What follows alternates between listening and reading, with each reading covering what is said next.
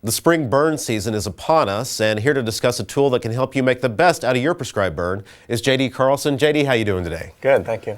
Now we're here to talk about the OK Fire website, and in particular, a tool y'all have on there, the Fire Prescription Planner. What is the planner used for? This is a tool that's been used to look 84 hours into the future, which is about three and a half days, and give producers an idea of the hours that may be possible for prescribed burn according to whatever criteria they're interested in. All right, now let's take a look. The first page of this that comes up, this is actually where you're entering your data into the Fire Prescription Planner. Talk about these elements and what folks are looking for. Yeah, for purposes of prescribed burning, the ones that are most important to look at are the first several, which are weather variables, and then we have dispersion conditions, which is how well the smoke disperses, and the 1 in 10 hour dead fuel moisture, which is the fuel moisture of the dead fuels that you'll be burning, and then we also list wind direction down here. And what I've done in this example is put in typical values that a producer might use for a prescribed burn. In this example, for example, air temperature between 35 and 60 Fahrenheit, relative humidity between 30-60%, wind speed between 5 and 15 mile an hour.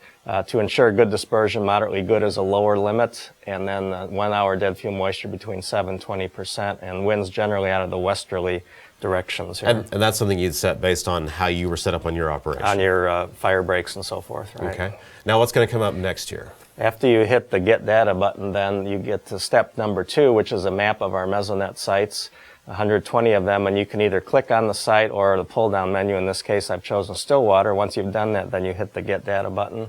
And this brings up the chart that we're really looking for, the final product. And this is an hour-by-hour table through the 84-hour forecast period. All the variables that you had the criteria for are shown here either in green or red. Green if the criteria were met, red if it is not met. The column here is the most important one to look at. If all of your criteria are met, in other words, they're green, this is also shaded green and says yes, so this indicates a possible opportunity for your prescribed burn between about 10 a.m. and 5 p.m. the next day.